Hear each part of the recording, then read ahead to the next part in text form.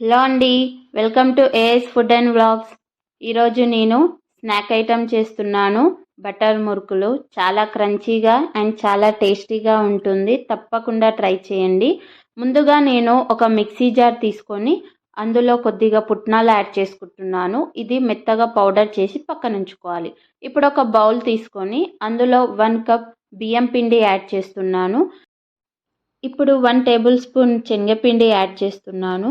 అలాగే మనం ఏదైతే గ్రైండ్ చేసి పెట్టుకున్నామో 1 టేబుల్ స్పూన్ పుట్నాల పొడి కూడా యాడ్ చేసుకుంటున్నాను. 1.5 స్పూన్ బటర్ కూడా యాడ్ చేసుకుంటున్నాను. ఇప్పుడు కొద్దిగా జీలకర్ర వేస్తున్నాను, ఎందుకంటే మంచిగా డైజెస్ట్ అవ్వడానికి. జీలకర్ర యాడ్ చేసిన తర్వాత మనం సాల్ట్ యాడ్ చేస్తున్నాము. మీ టేస్ట్కి తగ్గట్టు సాల్ట్ వేసుకోండి. నేను 1/2 స్పూన్ వేస్తున్నాను అంతే.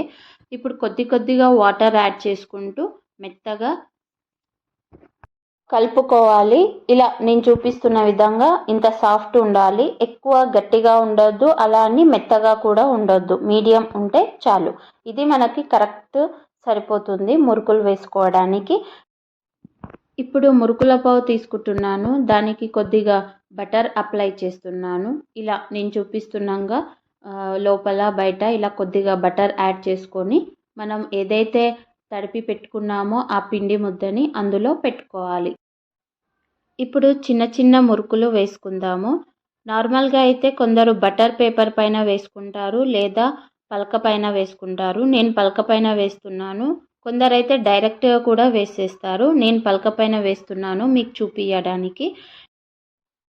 ఇలా వేసుకొని ఫ్రై చేసుకుంటే మనకి చాలా ఈజీగా ఉంటుంది, టైం సేవింగ్ అనమాట. ఇప్పుడు ఆయిల్ హీట్ అయిపోయిందండి. ఇప్పుడు మురుకులు ఒక్కొక్కటి సైడ్ నుంచి వేసుకుందాము. ఆయిల్లో వేసేటప్పుడు కొద్దిగా జాగ్రత్త అండి. ఇలా అన్నీ ఒకసారి వేసాక అది గోల్డెన్ ఫ్రై వచ్చేంత వరకు స్టవ్ని మీడియం ఫ్లేమ్ పెట్టుకొని వేయించుకుందాం. స్టవ్ని హై ఫ్లేమ్ పెట్టి ఫ్రై చేసుకుంటే తొందరగా మాడిపోతాయి. సో చిన్న మంట మీద మనం మెల్లిమెల్లిగా ఫ్రై చేసుకోవాలి. ఇలా అయితేనే మనకి క్రంచీగా ఉంటాయి మురుకులు. సో ఇప్పుడు చాలా బాగా వేగిపోయాయండి. ఇప్పుడు వీటిని నేను సర్వ్ చేసుకుంటున్నాను. ఇలా ఆయిల్ లేకుండా తీసుకుందాము. అంతేనండి, టేస్టీ బటర్ మురుకులు రెడీ అయిపోయాయి. ఎప్పుడు చేసే మురుకుల్లా కాకుండా ఒకసారి ఇలా బటర్ వేసి ట్రై చేయండి. చాలా టేస్టీగా ఉంటుంది అండ్ క్రిస్పీగా ఉంటాయి. పిల్లలైతే చాలా ఇష్టంగా తింటారు. ఈవినింగ్ టైం స్నాక్స్ లాగా కూడా ఇవ్వచ్చు. సో ఈ వీడియో మీకు నచ్చినట్లయితే please like, share and subscribe to my channel.